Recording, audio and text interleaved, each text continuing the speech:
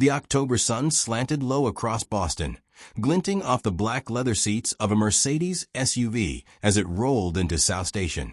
The city buzzed with restless urgency, taxi horns blaring, footsteps clattering against concrete, voices rising and falling like overlapping tides. But inside the car, silence pressed against her chest like an anchor. Emma Caldwell sat motionless in her wheelchair, her eyes fixed on the bustling station outside the tinted glass. Travelers hurried with backpacks and briefcases, clutching tickets to destinations of their own choosing. She envied them, their freedom, their agency, their ability to decide where to go. Beside her, Robert Caldwell, her father, spoke sharply into his wireless earpiece, his voice cutting like a blade. "No, Richardson, the merger cannot be delayed. The board expects results, not excuses." His tone carried the same polished authority that had built a pharmaceutical empire worth nearly $1 billion. To the world, Robert Caldwell was a titan. To Emma, he was a stranger in an expensive suit, her father in name only. Her hands gripped the arms of her chair, knuckles pale. 3 years had passed since the accident on her 20th birthday. 3 years since twisted metal and shattering glass stole her ability to walk. But the crash had broken more than her spine. It had fractured the thin thread holding father and daughter together. Robert ended his call with a crisp motion, his expression as unreadable as marble. "Marcus," he said to the driver, "unload the luggage." The trunk slammed. The hum of the city swallowed them whole. Emma's memory betrayed her, dragging her back to a board meeting 18 months earlier. She had wheeled into the conference room, unannounced, her father mid-presentation.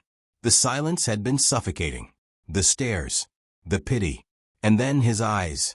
She saw it clearly even now, the moment pride drained from him, replaced by calculation. She had ceased being his daughter that day. She had become a liability. Now at 23, she was nothing more than another item on his schedule, slotted between conference calls and merger contracts. Robert adjusted his cufflinks and crouched slightly, lowering his voice as though negotiating a deal. "The bus provides discretion," he said smoothly. "A private jet would invite questions we don't need. Dr. Whitmore assures me the Albany facility has remarkable results with patients like you. Structured care, routine, supervision." The words struck like cold iron. Emma said nothing. Her father reached into his coat pocket and pressed a debit card into her palm. His touch was mechanical, efficient. "Your monthly allowance will be deposited regularly. $2,000. Purchases over a certain limit require approval from Dr. Whitmore." He straightened. "It's for your protection, Emma." Her protection. His control. The irony stung. The wheelchair whirred as Marcus guided her across the uneven pavement toward the glaring fluorescent lights of South Station. Inside, chaos ruled. Crying children tugged at mothers' coats. Businessmen barked into phones. Travelers clutched coffee cups as if they were lifelines. The air smelled of fried food and diesel fuel. This was not the elegance of private lounges. This was raw humanity. People in motion, people with purpose. Emma, however, was cargo. Robert handed her ticket to the service counter clerk, his voice as smooth as glass. "Priority boarding. Wheelchair accommodations have been arranged. Dr. Whitmore oversees all placements personally under court supervision." Court supervision.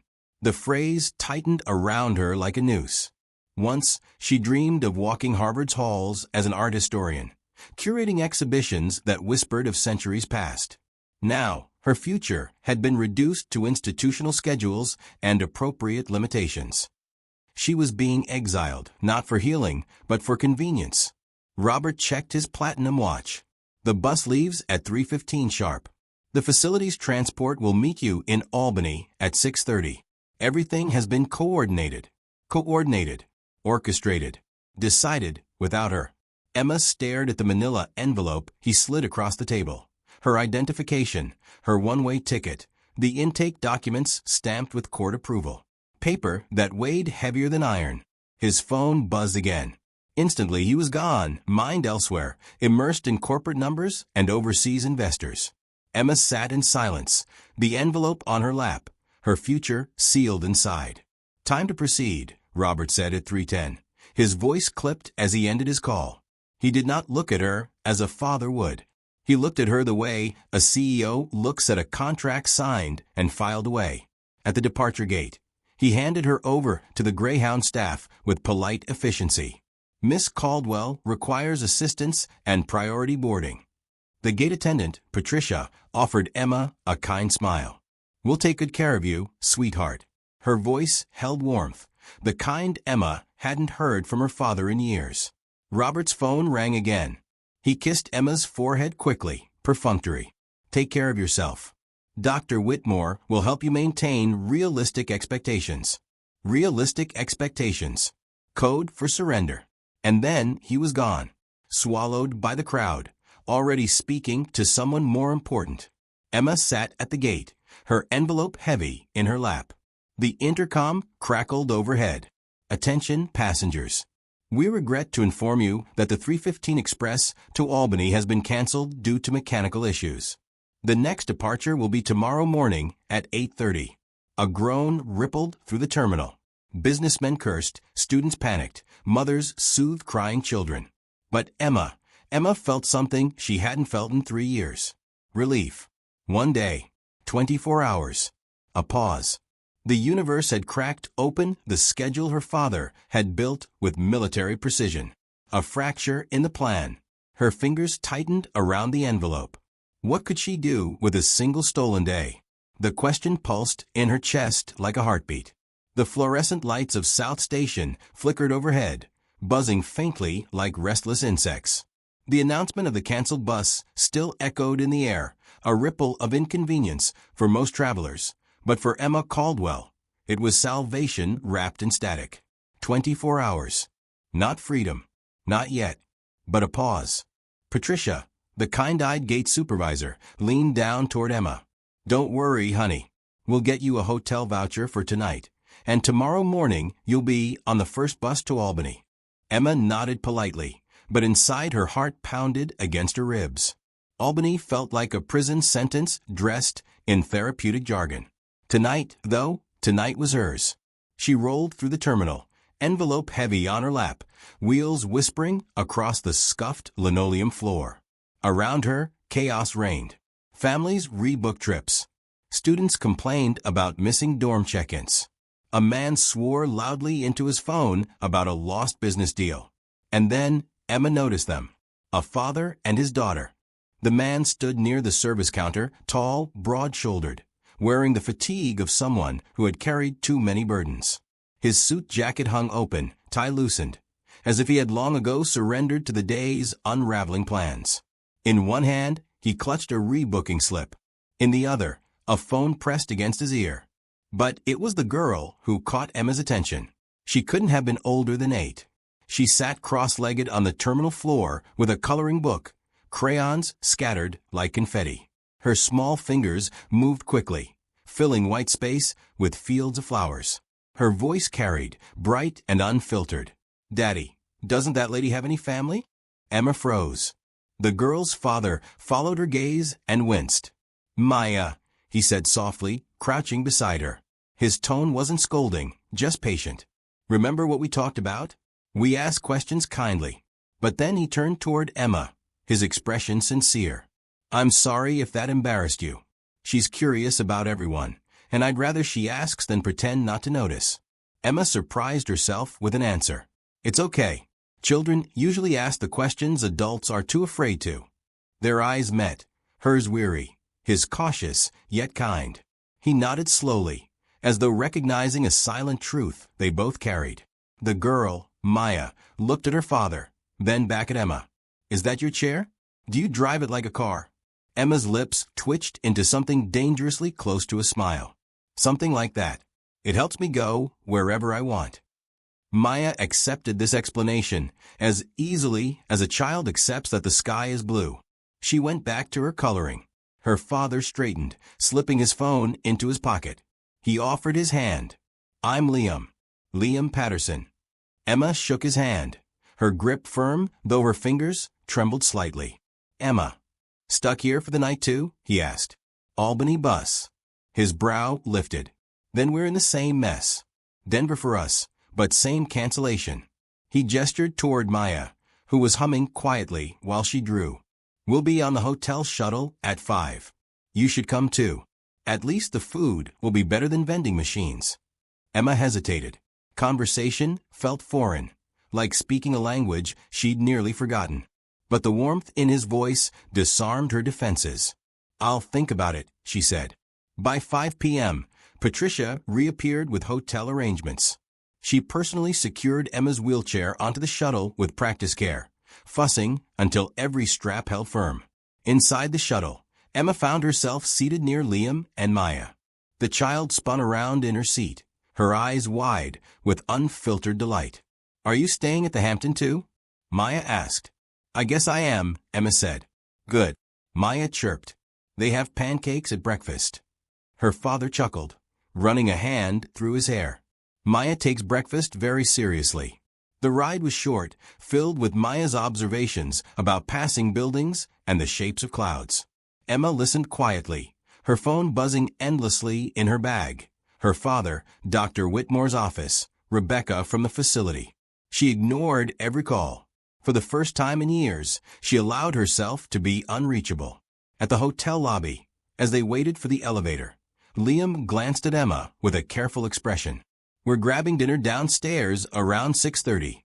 You're welcome to join us. Emma hesitated. The instinct to decline, to retreat into solitude, was strong.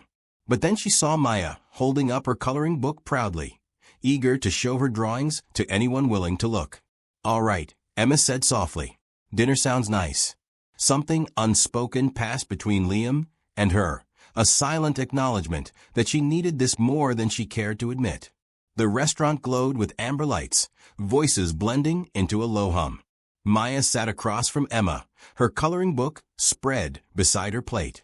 I ordered chicken strips, Maya announced, but Daddy says I should try green beans. They look like tiny trees. Emma chuckled. Trying new things makes life more interesting. Do you try new things? Maya asked, eyes wide. Emma paused. The question struck deeper than intended. She thought of the envelope, the facility, the life pre-written for her. Not lately, she admitted. But maybe I should. Liam watched her carefully, his fork resting untouched. What's in Albany? She hesitated, her throat tightening. Then quietly. A facility. Long-term care. My father decided it's what I need. Liam's gaze held steady, not with pity, but with something harder to bear. Respect. And what do you think you need? Emma's pulse quickened. No one had asked her that in years. I think, her voice faltered. I think I need to remember I still have choices. The words hung between them, fragile but alive. Maya leaned forward, whispering with the conspiratorial air only children can muster. Then make a choice, Emma. Emma stared at the little girl, her unshakable certainty, her crayons staining the page with wild flowers. And for the first time in years, Emma wondered if she could. As the evening wound down, Maya proudly handed Emma a fresh drawing. A woman in a wheelchair, smiling, surrounded by children painting on easels. This is you, Maya said. Teacher Emma. You tell kids about colors and old paintings. Emma's breath caught. She hadn't been called that, teacher, dreamer, artist, in so long. Her eyes blurred with tears. Thank you, Maya. That's exactly who I want to be. And in that moment, Emma Caldwell felt something stir deep inside her chest. Something she thought the accident and her father had buried forever. Hope. The hotel room was quiet, too quiet. Only the faint hum of traffic on the highway seeped through the window, a distant reminder that life outside kept moving, uncaring of the war inside her chest. Emma sat on the bed, the manila envelope spread across the white sheets like evidence at a trial. The bus ticket, the intake forms, the cold legal language that sealed her into a future she never agreed to. Her father's voice replayed in her mind, precise and polished. Realistic expectations. Structured care. Supervised living. Each phrase cut like glass. Her phone buzzed again. 37 missed calls now. Messages stacked like bricks, building a wall meant to push her back into obedience. She stared at the screen until it dimmed and went black. Then she set it face down. For the first time in years, she wasn't answering. She picked up Maya's drawing instead. The crayon lines were uneven, the colors spilling over the edges, but it pulsed with something no contract ever could. Possibility.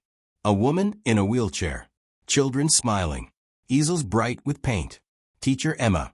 Her fingers trembled as she traced the outline. That was the life she had once dreamed of. Art, teaching, creating. Not locked corridors and scheduled therapy sessions where choice was rationed like medicine. But was it too late? The thought gnawed at her. Her father had the law, the court orders, the money. What did she have?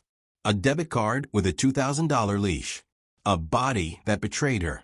A voice that no one seemed to hear. Yet, she also had one stolen day. 24 hours. And a little girl's reminder that she could still choose. At 6:30, a knock sounded at her door. She wheeled over and opened it. Liam stood there, sleeves rolled up, weariness etched in his face, but softened by the trace of a smile. Maya peeked around his legs, holding a stuffed rabbit by one ear.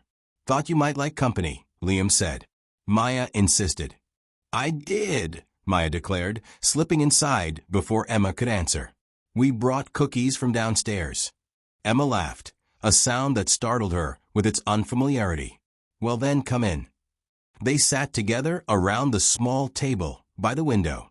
Maya munched happily on her cookie, while Liam poured water into hotel cups. For a while, they spoke of small things, art, travel, even favorite foods. Maya filled every silence with questions, her curiosity endless. But eventually, Liam leaned back, his expression growing more serious. His voice lowered, quiet but steady. "What happens tomorrow, Emma?" The question lodged like a stone in her throat. She swallowed hard. "Tomorrow, I board a bus to Albany. I'm processed into the facility. Long-term residential care. My father says it's for my own good." "And what do you say?" Liam asked. Her eyes dropped to the drawing still resting on the bed. "I say, I don't want it. But the decision isn't mine anymore." Liam studied her, his gaze calm but unwavering. "How old are you?" 23. His brow furrowed. "Old enough to vote. Old enough to sign contracts. Old enough to live on your own. But not old enough, apparently, to decide your own life." Emma's chest tightened. She wanted to agree, to scream yes, but the weight of the court documents held her tongue. Maya, sensing the heaviness, piped up suddenly. "Emma, are you sad?" The child's directness pierced through the haze. Emma met her wide, unflinching eyes. "Yes, Maya. I'm sad about leaving everything familiar to go live somewhere that takes away my choices." Maya tilted her head. "Then why do you have to go?" Silence. Why, indeed?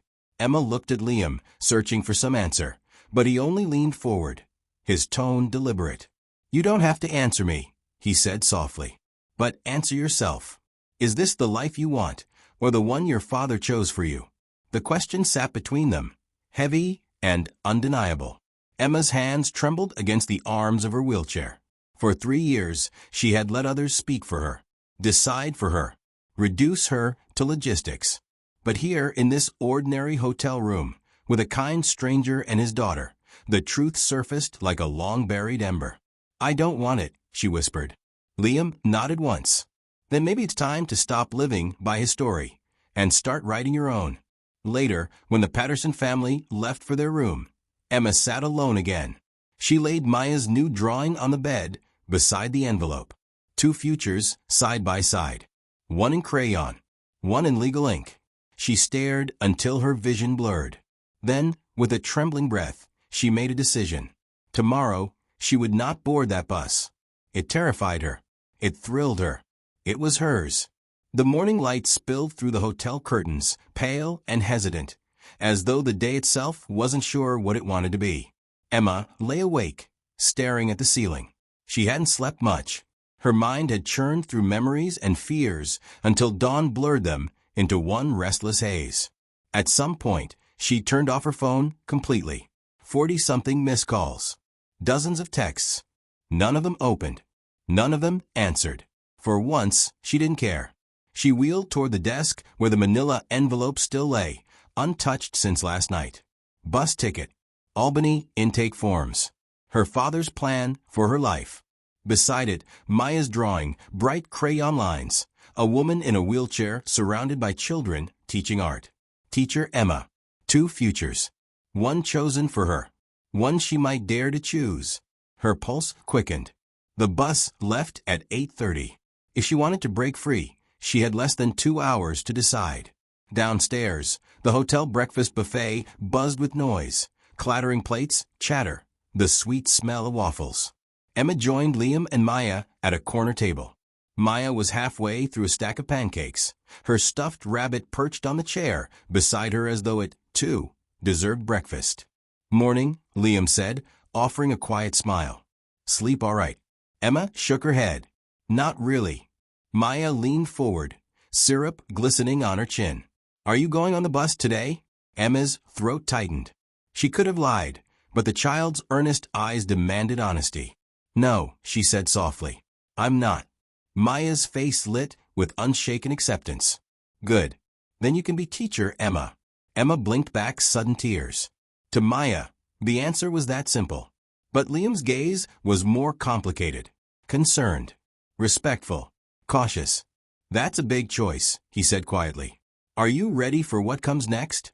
Your father, the court, the facility, they won't just let go." "I'm not ready at all," Emma admitted. Her voice wavered, but she forced herself to continue. "But I'm tired of waiting for permission to live my own life." Silence stretched between them, broken only by the scrape of forks and the distant clatter of dishes. Then Liam reached into his jacket and pulled out a folded piece of paper. He slid it across the table. "Here. Some contacts. Disability rights attorneys. Advocacy groups. Housing resources in Boston. People who helped me when I lost Maya's mom and had to fight for support." Emma unfolded the paper slowly, her hands trembling. Names. Numbers. A lifeline scrawled in ink. Her eyes lifted to his. "Why are you helping me?" Liam held her gaze. "Because someone once helped me when I thought I had no choices. And because you remind me of what strength really looks like." The words hit harder than any insult her father had ever thrown. Strength. Her? She wasn't sure she believed it. But maybe, just maybe, she could learn to. At 8:15, they gathered their things in the lobby. The shuttle would leave soon, taking passengers back to South Station. Maya hugged Emma fiercely, her arms small but determined. "You'll be okay," she whispered, as though she were the grown-up offering comfort. "Just remember, you can always choose." Emma clutched the child tightly, feeling tears sting the corners of her eyes. "Thank you, Maya. I won't forget." Liam handed Emma the folded paper again, pressing it into her palm. "Whatever you do next, you don't have to do it alone." Then he and Maya disappeared into the stream of travelers heading toward the shuttle, their voices fading into the morning bustle. Emma remained behind in the lobby, her wheelchair still, her heart racing. Her phone buzzed in her bag, the vibration insistent like a trapped insect. She ignored it. The bus to Albany would leave in 15 minutes. But for the first time in 3 years, Emma Caldwell would not be on it. Instead, she rolled toward the front desk. Her voice was calm, steadier than she felt. "Could you help me find a taxi?" she asked the clerk. "I need to stay in Boston." The clerk nodded, picking up the phone without hesitation. And just like that, Emma took her first step. No, her first movement toward freedom. As she waited by the sliding glass doors, sunlight warming her face, Emma's mind filled with both terror and exhilaration. Her father would rage. The facility would call. The law might even chase her. But none of that mattered now. Because, for the first time in years, the choice was hers. The taxi's engine hummed as the driver adjusted the mirror. "Where to?" he asked, Boston's morning traffic reflected in his eyes. Emma hesitated. For the first time in 3 years, no one had handed her a schedule. No envelope told her where to go. Her hand slipped into her bag and found the folded paper Liam had given her. The names and numbers of people who fought for lives like hers. Advocates, attorneys, allies. "Downtown," she said finally, her voice steady. "The courthouse district." The driver nodded, pulling away from the curb. Emma leaned back, her heart thundering. Every street they passed felt like a declaration. She wasn't going to Albany. She wasn't going to surrender. She was going to fight. Her phone buzzed violently on the seat beside her. She glanced down, Father. The name lit up the screen like a threat. For a moment, her finger hovered over accept. She could already hear his voice, sharp and commanding, slicing away her resolve. But then she remembered Maya's words. You can always choose. She pressed decline. The silence that followed was thunderous. The taxi stopped in front of a tall stone building, its steps crowded with lawyers and clerks in suits, their briefcases bumping as they rushed inside. Emma paid with the debit card, his money, now fueling her rebellion. Her wheelchair rolled across the pavement, every turn of the wheels echoing in her chest like a drumbeat. Inside, the air was cool, sterile. She found a bench near a bulletin board plastered with flyers, legal aid, disability rights, advocacy services. She dialed one of the numbers from Liam's list, her fingers trembling as she pressed the keys. A voice answered. Boston Disability Rights Center. How may I help you? Emma swallowed, her throat dry. My name is Emma Caldwell. I need help. The words cracked as they left her lips, but once spoken, they couldn't be taken back. I've been placed under court supervision against my will. I want to fight it. On the other end, the voice was calm, assuring. You did the right thing by calling. Let's set up an appointment today. Relief washed over her, fragile, trembling, but real. Hours later, as she left the center with a folder of resources on her lap, Emma's phone buzzed again. Another call. Another demand to obey. This time, she didn't delete it. She opened the message. It was from her father. Emma, return my call immediately. The facility has been notified. This delay is unacceptable. You are making a mistake. Her thumb hovered over reply. Then, with a sharp inhale, she typed, I'm not going to Albany. This is my life. My choice. She hit send. The message flew into the digital void, severing the leash her father had held for so long.